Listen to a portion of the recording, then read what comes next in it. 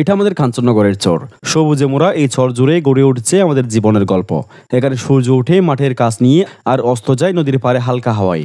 শত শত কৃষক এই চরে তাদের রুটি রুজির সংগ্রাম করে যান প্রতিদিন। শীত হোক কিংবা বর্ষাকাল, এই চরে আমাদের বর্ষা। ধান, তিল, পাট সবকিছুই উঠে এই মাটির বুক থেকে। এই চর শুধু একটা জায়গা না, এটা আমাদের ভালোবাসা, আমাদের ঘাম আর পরিশ্রমের গল্প। কিন্তু আজ সেই চরের বুকে নেমে এসেছে নতুন এক ছায়া।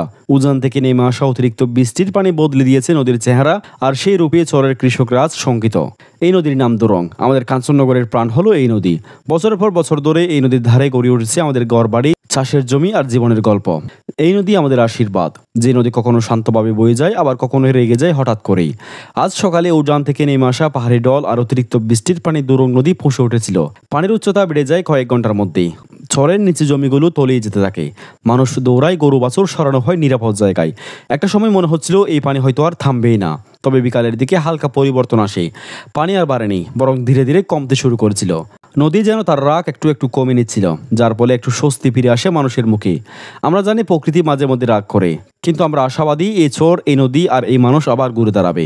দোরং নদী যেমন আমাদের ভয় দেখাতে পারে, তেমনি সে আবার শান্ত হতে জানে। প্রাকৃতিক দুর্যোগ আমাদের থামিয়ে রাখতে পারবে না। সরকার ও স্থানীয় প্রশাসনের কাছে আমাদের অনুরোধ, কৃষকদের পাশে দাঁড়ান।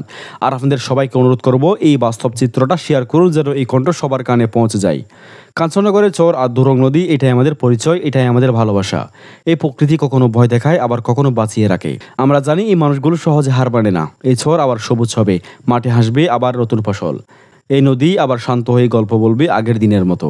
এই ভিডিওটা শুধু একটা তত্ত্ব নয়, এটা কাঞ্চননগরের কৃষকদের কণ্ঠস্বর, এই মাঠের বাস্তবতা। আপনারা যারা দেখছেন, আপনার একটি শেয়ার, একটি মন্তব্য হয়তো পৌঁছে দিতে পারে এই চিত্রটা সংশ্লিষ্ট কর্তৃপক্ষের কাছে। কৃষকদের পাশে দাঁড়ান, এই গ্রামের পাশে দাঁড়ান, কারণ এই চর শুধু আমাদের না, এটা গোটা বাংলারও এক টুকরো প্রাণ।